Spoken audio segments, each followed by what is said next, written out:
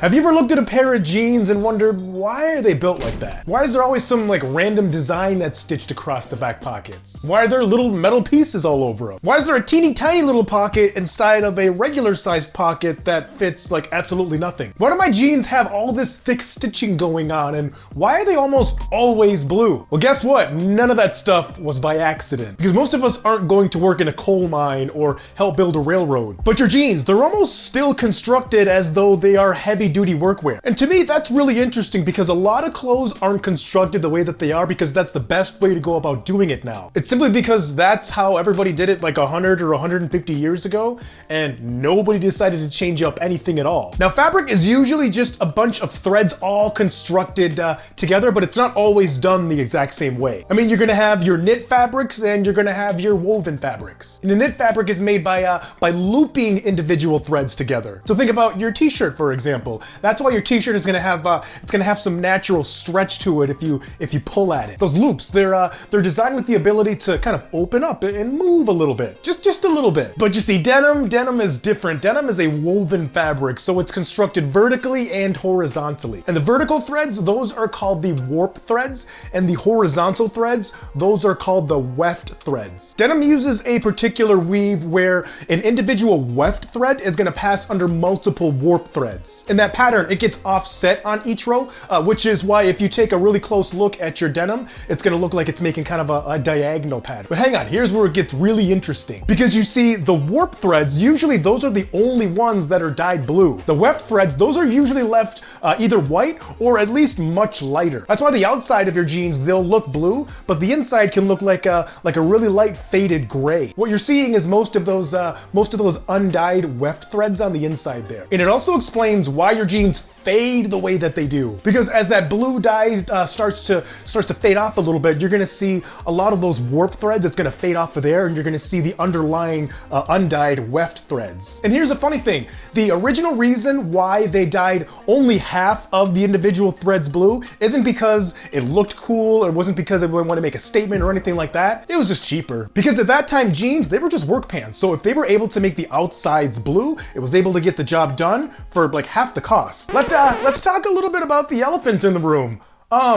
Why blue? Well, there's a few different reasons, but one of the biggest ones is indigo dye. Because you see, really bright and bold and strong colors, they used to be really expensive. So that meant only wealthy people had access to those really, nice, rich, deep, thick, bold colors. And everybody else just had to wear the old plain, boring, bland colors. But indigo dye? Indigo changed all of that. Because indigo dye was able to create a nice, strong, rich blue color without costing nearly as much as a lot of the other bold colors did. And it also worked really well for workwear at the time because it didn't soak through all the individual fibers and threads like a lot of other dyes would. It mostly just sits on the outside. And that's what gives denim that worn-in individual look where every single pair looks a little bit different depending on the way that they were designed or worn. So the fading that a lot of companies try and recreate on purpose and by design now, it was all done just naturally, just based off of how people normally wore jeans, how they worked in them. Now the zipper actually took quite a while to become that simple little device that oftentimes we just take for granted now. Because before the modern zipper,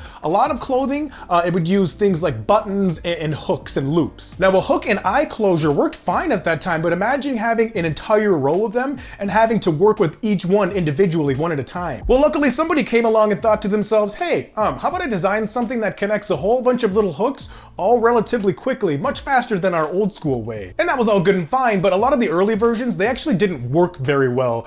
They were very unreliable and they didn't stay closed often. They would end up coming apart really easily, and that's not something that you want when you are wearing a pair for work and you're out there doing your thing and all of a sudden you have a little bit of an accident. Now zippers first became useful in military gear and clothing, and that ended up transferring over into the civilian clothing market. And one of the reasons why they became so popular is because of kids. It was 1,000 times easier for kids to operate a zipper than it was a whole bunch of individual rows of hook and loop enclosures. And then luckily adults ended up finally realizing, hey, you know what?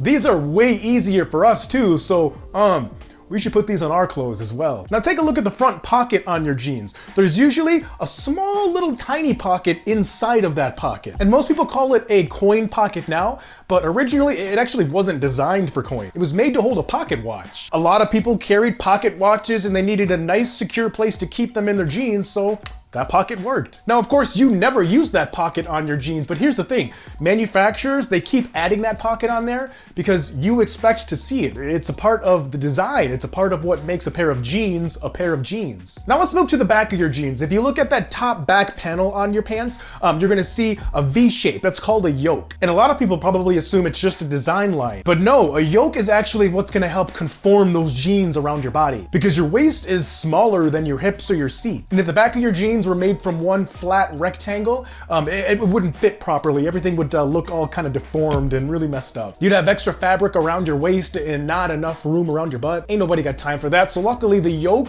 that helps solve that problem. Because of its angled shape, it allows that fabric to curve over the seat. And it's gonna pull that top edge inward towards your waist. And that's why changing the shape or the angle of the yoke on your jeans can completely throw everything out of proportion. All the other dimensions of your jeans are gonna change. Now let's talk about a lot of the designs on the back pockets, things like curves and waves and V shapes and all those types of things. They're not there for any kind of construction or strengthening of the jeans, they're just there for branding. They don't improve the fit and they don't help you carry anything. Because in the beginning, jeans all looked really similar from the back at a distance, and a lot of companies, they needed a way to kind of distinguish themselves from all the other companies. So they started using decorative stitches on the pockets. Now let's talk about the top stitching. The top stitching is gonna be that thread you see on your jeans that's normally gonna be like an amber or a gold or a yellow or a mustard color. Now historically, a lot of those threads and a lot of that thread was made from linen, which naturally had more of a faded tan color. So it made a lot of yellow and gold tones. They were like really easy to make. And then later on, cotton thread became a thing, and then after that, polyester thread became a thing, which is